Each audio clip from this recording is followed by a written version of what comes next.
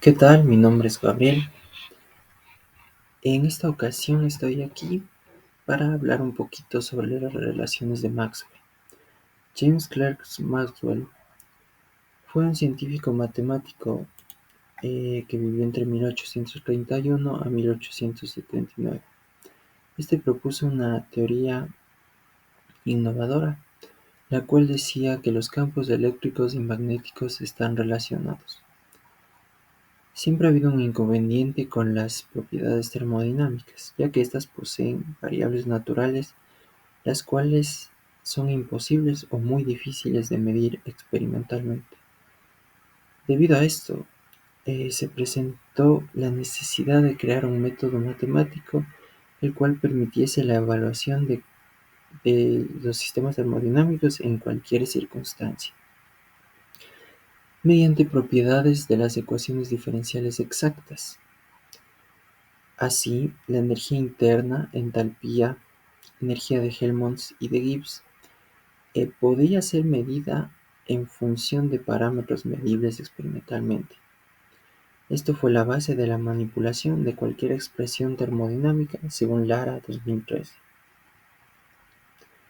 Pasando con la deducción de las relaciones de Maxwell, tenemos que según Melero 2015, el primer principio de la termodinámica dicta que el diferencial de la energía interna.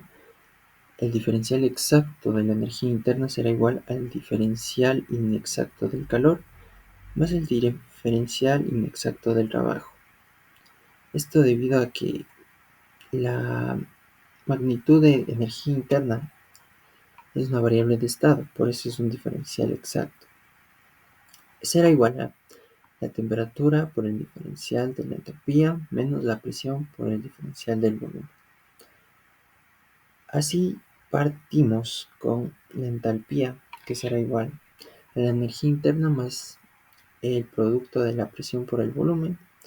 Aplicando reglas de derivadas, nos queda lo siguiente, ¿no? La primera por la derivada de la segunda, más la segunda por la derivada de la primera. Partiendo con la energía de Helmholtz, tenemos que es igual a la energía interna menos el producto de la temperatura por la entropía. Igual, su derivada será igual a lo que se presenta aquí, ¿no? Finalmente tenemos la energía de Gibbs, que es igual a la energía interna más el producto de la presión por el volumen menos el producto de la temperatura por la entropía. Igual se aplica el diferencial de Gibbs, de la fuerza de Gibbs, que es igual a lo que se presenta aquí.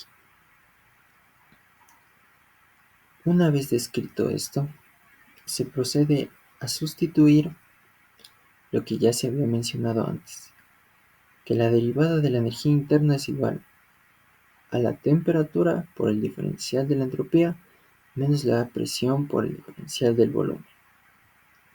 Entonces el diferencial de la entalpía será igual, sustituyendo a la temperatura por el diferencial de la entropía más el volumen por el diferencial de la presión. El diferencial de la energía de Helmholtz, en cambio, será igual a menos la entropía por el diferencial de la temperatura y menos la presión por el diferencial del volumen. Así también tenemos el diferencial de Gibbs, que será igual a menos la entropía por el diferencial de la temperatura más el volumen por el diferencial de la presión. Partimos con la relación de reciprocidad de Euler, el cual nos dice que tenemos una función z, la cual tiene dos variables. Entonces, el diferencial de z será igual a la derivada parcial de z con respecto a la derivada parcial de x, manteniendo y constante, por la derivada de x más la derivada parcial de z sobre la derivada parcial de y, manteniendo x constante por la derivada de y. Casi siempre se da como nomenclatura m y n para representar esta fracción. Este principio nos dice que la derivada parcial de m con respecto a la derivada parcial de y, manteniendo x constante, siempre deberá ser igual a la derivada parcial de m sobre el diferencial de x manteniendo y constante. Y así se definen las cuatro relaciones de Maxwell mediante este principio y mediante eh, la deducción de las mismas. Finalmente tenemos las aplicaciones de estas relaciones. Principalmente se usan para aplicar variables medibles macroscópicamente y controlables. Esto, por ejemplo, a la entropía. Se le da propiedades macroscópicas medibles experimentalmente.